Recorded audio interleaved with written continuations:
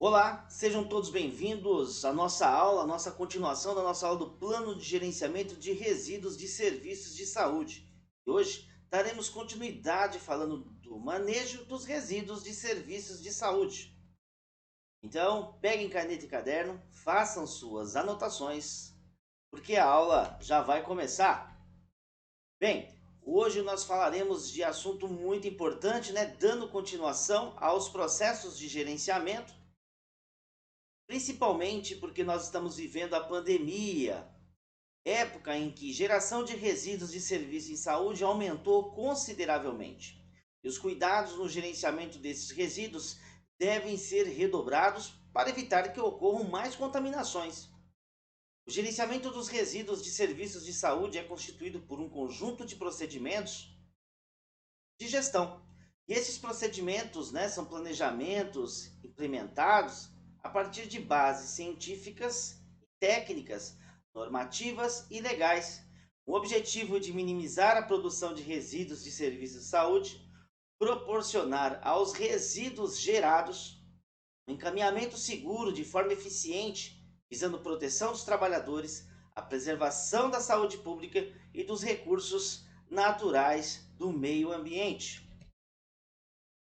Seguindo então essa premissa, vamos falar então do manejo dos resíduos de serviços de saúde, que consiste em algumas etapas, desde a sua geração até a disposição final. Vamos começar falando então da segregação, que consiste na separação dos resíduos no momento e local de sua geração, de acordo com as características físicas, químicas, biológicas e seu estado físico e os riscos envolvidos. Acondicionamento consiste no ato de embalar os resíduos segregados em sacos ou recipientes que evitem vazamentos, resistem à ação das puncturas e rupturas. A capacidade dos recipientes de acondicionamento deve ser compatível com a geração diária de cada tipo de resíduo. Os resíduos sólidos devem ser acondicionados em sacos resistentes à ruptura e vazamentos e impermeáveis, de acordo com a NBR 9191/2000 da Associação Brasileira de Normas Técnicas, a ABNT. Deve ser respeitado o limite de peso de cada saco, além de ser proibido o seu esvaziamento ou reaproveitamento. Colocar os sacos em coletores de material lavável resistentes ao processo de descontaminação utilizado pelo laboratório, com tampa provida de sistema de abertura sem contato manual e possuir cantos arredondados. Os resíduos perfluocortantes devem ser acondicionados em recipientes resistentes à ruptura, vazamento e ao processo de descontaminação utilizado em laboratório. A identificação. Esta etapa do manejo dos resíduos permite o reconhecimento dos resíduos contidos nos sacos e recipientes, fornecendo informação ao correto manejo. Sacos de acondicionamento, os recipientes de coleta interna e externa, os recipientes de transporte interno e externo e os locais de armazenamento devem ser identificados de tal forma a permitir fácil visualização, de forma indelével, utilizando símbolos, cores e frases, atendendo aos parâmetros referendados na norma NBR 7500 da ABNT, as normas técnicas, além de outras exigências relacionadas à identificação de conteúdo e ao risco específico de cada grupo de resíduos. Bem, então aqui nós citamos, a questão da segregação, consiste na separação dos resíduos no momento e local adequado, E após a sua segregação, os resíduos devem ser embalados em sacos, recipientes, evitando vazamentos, E que sejam resistentes às ações de punctura, ruptura, tombamento, e que sejam adequados, Adequados física e quimicamente ao conteúdo acondicionado. A identificação, que permite o reconhecimento dos riscos presentes nos resíduos acondicionados. Precisamos saber o que foi colocado, o que foi guardado de forma clara e legível em tamanho proporcional aos sacos, aos coletores e seu ambiente de armazenamento. Devem ser respeitados também os limites de peso de cada saco, assim como o limite de 2/3 de sua capacidade garantindo assim a sua integridade. Fechamento. Fica proibido o esvaziamento ou reaproveitamento desses sacos, dessas embalagens. Bem, agora nós vamos falar, né, dos transportes. Continuando então com a questão da divisão de cada grupo, né? O grupo A, resíduos identificado pelo símbolo internacional de riscos biológicos, né, com rótulos de fundo branco, desenho em contornos pretos. O grupo B, identificado através do símbolo de risco associado, de acordo com a NBR 7500, com discriminação de substância química e frases de risco. E o grupo C, representado pelo símbolo internacional da presença de radiação ionizante em rótulos de fundo amarelo, contornos pretos, acrescido da expressão rejeito radioativo. O grupo E possui a inscrição de resíduo pérfluo cortante, indicando o risco e presença de resíduo. Transporte interno, né? Agora sim, o transporte. Esta etapa consiste no translado dos resíduos do pontos de geração até o local destinado, ao armazenamento temporário ou armazenamento externo, com a finalidade de apresentação para a coleta. O transporte interno de resíduos deve ser realizado atendendo roteiros previamente definidos em horários não coincidentes com a distribuição de roupas, de alimentos, de medicamento, períodos de visita ou de maior fluxo de pessoas ou de atividades. Então existe um planejamento para que esse horário dos transportes ocorra no horário onde tem menor fluxo. Fluxo, no caso dos visitantes, para não coincidir com distribuições de roupas, de alimentos, de medicamentos. Deve ser feito separadamente de acordo com os grupos de resíduo e recipientes específicos em cada grupo. Os carros para o transporte interno devem ser constituídos de material rígido, lavável, impermeável, resistente ao processo de descontaminação. Precisam ser descontaminados. Determinado pelo laboratório, provido de tampa articulada ao próprio corpo do equipamento. Cantos e bordas arredondados, identificados com o símbolo correspondente ao risco do resíduo neles contidos, devem ser providos de rodas revestidas de material que reduz o ruído, afinal nós estamos no ambiente hospitalar. Os recipientes com mais de 400 litros de capacidade devem possuir válvula de dreno no fundo. O uso de recipientes desprovidos de rodas devem observar os limites de carga permitidos para o transporte pelos trabalhadores, conforme normas reguladoras do Ministério do Trabalho e Emprego. O armazenamento temporário consiste na guarda temporária dos recipientes contendo os resíduos já acondicionados em local próximo aos pontos de geração, visando agilizar a coleta dentro do estabelecimento e otimizar o deslocamento entre os pontos gerados e o ponto destinado à apresentação para a coleta externa. Não pode ser feito armazenamento temporário com disposição direta do saco sobre piso, sendo obrigatória a conservação dos sacos em recipientes de acondicionamento. O armazenamento temporário pode ser dispensado nos casos em que a distância entre o ponto de geração e armazenamento externo justifiquem. A área destinada à guarda dos carros de transporte interno de resíduos devem ter pisos e paredes lisas, laváveis e resistentes aos processos de descontaminação. O piso deve ser ainda resistente ao tráfego dos carros coletores, devem possuir pontos de iluminação artificial e área suficiente para armazenar no mínimo 2 carros coletores para o traslado posterior até a área de armazenamento externo. Quando a sala for exclusiva para o armazenamento de resíduos, deve estar identificada como sala de resíduos. Não é permitida a retirada dos sacos de resíduos de dentro dos recipientes ali estacionados. Resíduos de fácil putrefação que venham a ser coletados por período superior a 24 horas de seu armazenamento devem ser conservados sob refrigeração e, quando não for possível, serem submetidos a outro método de conservação. O armazenamento de resíduos químicos deve atender a NBR 12235 da ABNT. Seguindo então com a questão da coleta, Trata-se de coleta de transportes de resíduos nos pontos de geração até o abrigo temporário ou abrigo externo. O transporte interno dos resíduos de serviços de saúde devem ser realizados atendendo rotas e horários previamente definidos em coletor identificado. O coletor utilizado para transporte interno deve ser constituído de material liso, rígido, lavável, permeável, provido de tampa própria e bordas arredondadas.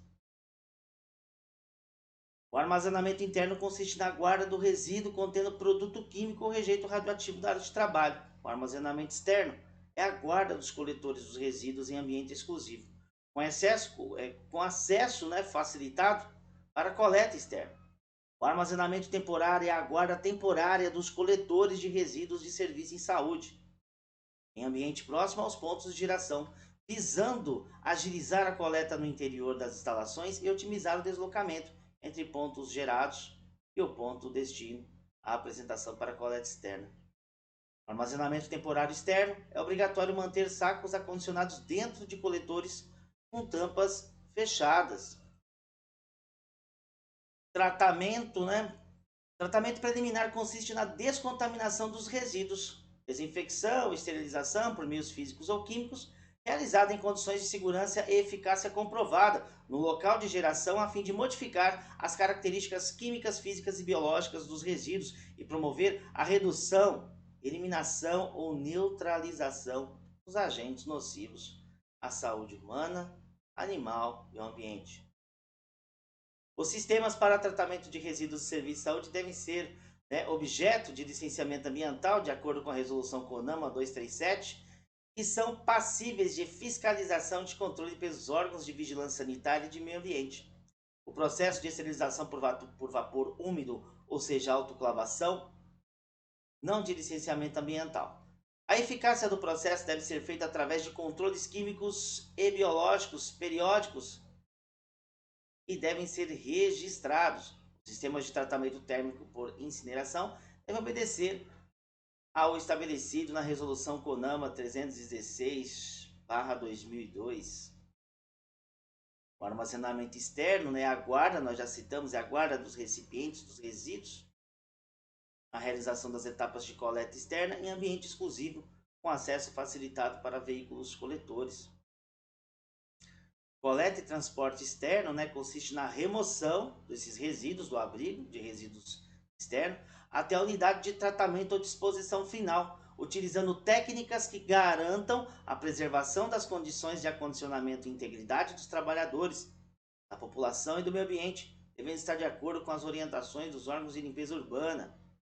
A coleta e transporte externos dos resíduos de serviço de saúde devem ser realizados de acordo com as normas NBR 12.810 e NBR 14.652 da ABNT. Disposição final consiste na disposição do resíduo no solo, previamente preparado para recebê-lo, obedecendo a critérios técnicos de construção e operação e com licenciamento ambiental, de acordo com a resolução CONAMA.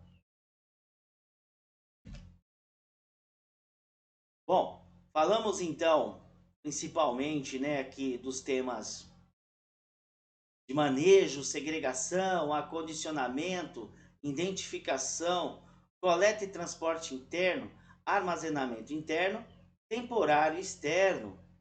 E esse armazenamento interno, nós falamos dos abrigos construídos de acordo com as normativas da vigilância, desses abrigos em todas as unidades de saúde, unidades básicas, UPAs, hospitais, todo o tipo de resíduo gerado, desde funerária a laboratórios.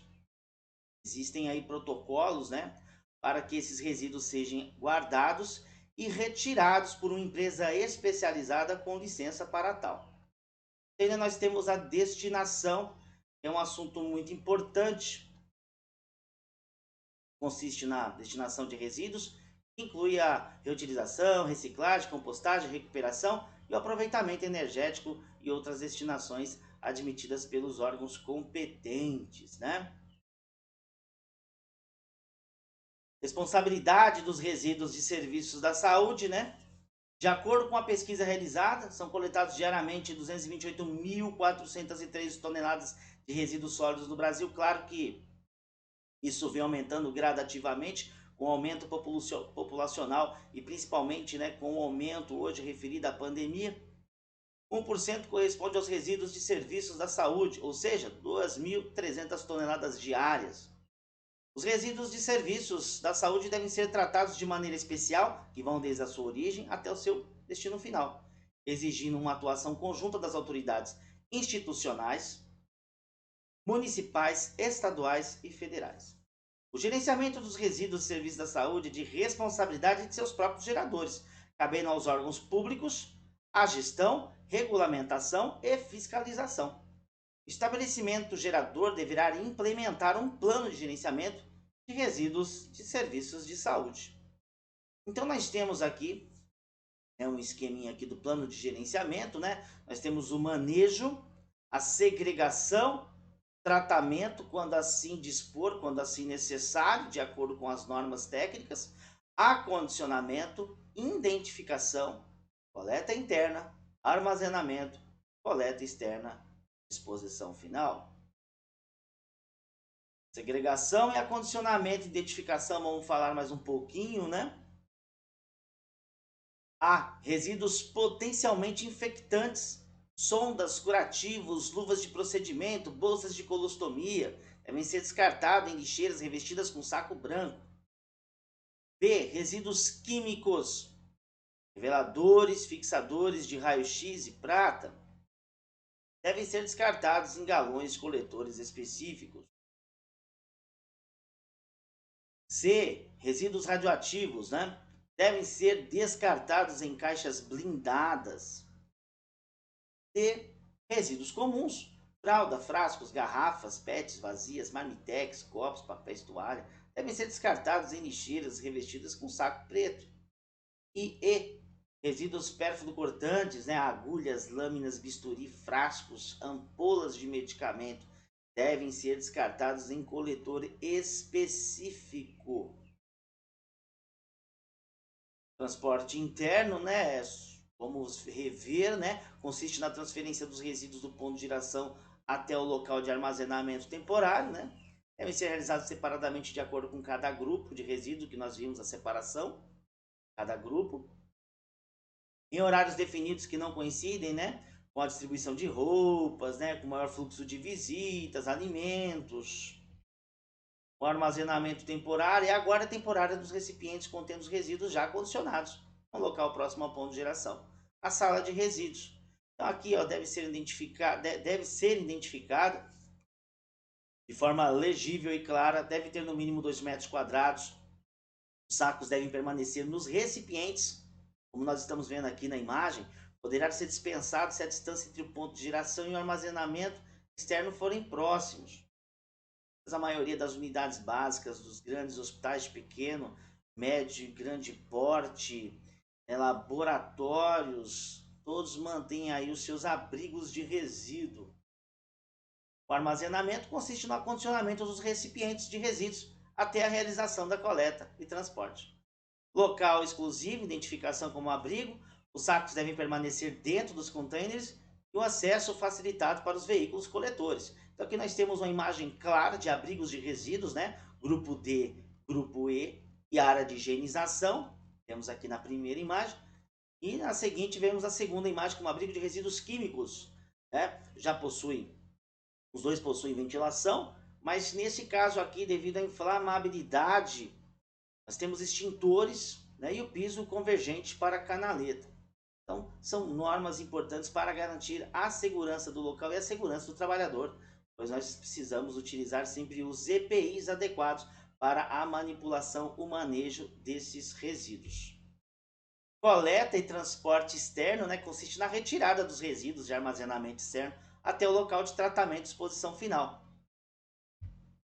Temos um manuseio seguro, né, os funcionários envolvidos em cada etapa de gerenciamento devem ser adequadamente treinados e obrigatoriamente utilizarem os equipamentos, os EPIs, né, de proteção individual recomendados. Temos a questão também dos tratamentos, né, dos resíduos, quaisquer processos manuais, mecânicos, físicos, químicos, biológicos, que modifiquem as características, reduzindo ou eliminando o risco de contaminação, de acidentes ocupacionais, danos ao meio ambiente. O processo de tratamento dos resíduos, de acordo com os riscos biológicos, subdividem em tratamento parcial ou esterilizante. Ocorre no próprio estabelecimento.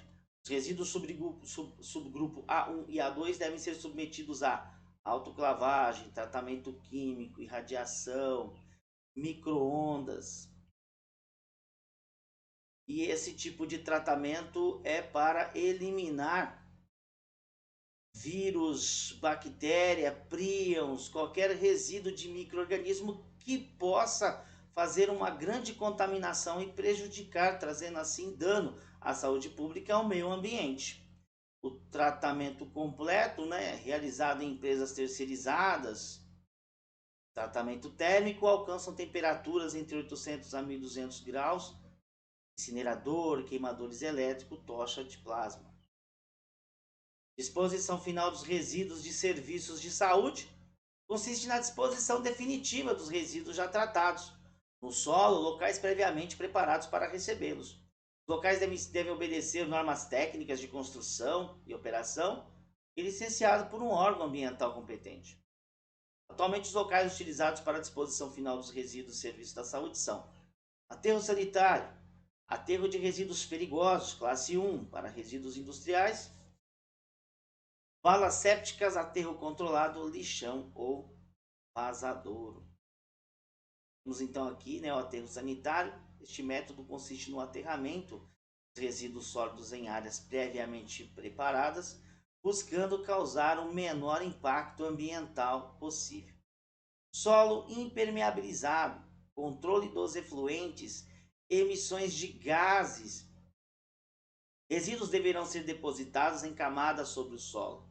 Recobrimento será feito diariamente com camadas de solo, compactada com espessura de 20 centímetros. O aterro de resíduos perigosos, classe 1, consiste praticamente no mesmo processo do aterro sanitário, porém utiliza as técnicas da disposição final apropriadas para resíduos químicos grupo B no solo, utilizando procedimentos específicos da engenharia para confinamento. É importante ao profissional de saúde entender e saber que desde o processo de geração, no manejo, na identificação, na segregação, no armazenamento interno, armazenamento externo e a sua coleta externa, vai chegar na sua disposição final, vai chegar no aterro sanitário licenciado com técnicas para que não ocorra dano ao meio ambiente e nem dano à saúde da nossa comunidade. Valas sépticas consiste no preenchimento das valas escavadas e permeabilizadas, tamanhos proporcionais, usa a camada impermeabilizante e a canaleta de drenagem. Os resíduos devem ser depositados sem compactação, diretamente no interior das valas. Esse modelo é muito utilizado em pequenos municípios. A vantagem é o baixo custo.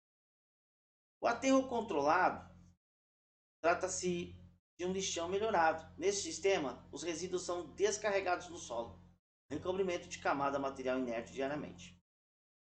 Lixão ou vazadouro, este é considerado um método inadequado de disposições de resíduos sólidos sem preparo algum. Gerenciamento dos resíduos de serviço de saúde é essencial para evitar os riscos aos trabalhadores, à saúde pública e ao dano ao meio ambiente. Portanto, deve haver um planejamento de todo o processo de gerenciamento, desde a fase da identificação até o tratamento e disposição final. O gerenciamento inadequado dos resíduos de serviço de saúde pode ser considerado crime ambiental devido à possibilidade de ocorrência de danos ambientais de grande proporção, desde contaminação de lençóis freáticos, córregos e até mesmo casos de infecção e geração de epidemias e endemias relacionadas a material infecto-contagiosos presentes nos resíduos de serviços de saúde. Tenho certeza que alguns de vocês devem ter ouvido falar o caso Césio 137, que já deve ter completado seus 30 anos, uma catástrofe, que aconteceu em Goiânia, espalhou uma porção de cloreto de césio por toda a cidade. Ao todo, 4 pessoas morreram, 51 foram contaminadas e mais de 1.000 afetadas. O desastre ocorreu porque uma clínica abandonada da capital descartou incorretamente um aparelho usado no tratamento contra o câncer, né? E esse foi o caso mais famoso de descarte inadequado do lixo hospitalar. Uns falam que foi descartado, outros falam que o aparelho foi furtado. Mas é importante lembrar que o lixo não precisa ser radioativo para gerar danos à saúde da população. De acordo com um estudo feito pelo Hospital Albert Einstein, os resíduos infectantes do grupo A são os que oferecem maior risco quando há o descarte incorreto. Pessoas e animais ficam expostos à contaminação que pode gerar a proliferação de diversas doenças. Além disso, quando esses materiais entram em contato com o solo ou com água, rios, lagos, lençóis freáticos, eles podem gerar sérios danos ao meio ambiente. Afinal, a contaminação tende a se espalhar com maior facilidade, prejudicando a todos os seres vivos, plantas, árvores, peixes, nós, que entram em contato com essa água. Por isso é importante de conhecer esses processos, né? Importante para a formação profissional, a RDC Anvisa 222, né, que divide o manejo dos resíduos de serviço em saúde em segregação, acondicionamento, identificação, coleta e transporte, armazenamento temporário e externo, e a coleta do transporte e a sua destinação. Chegamos então, alunos, no final de mais uma aula. Vocês também estarão recebendo esse conteúdo em formato de slide. Desejo a todos um ótimo dia e até a próxima aula.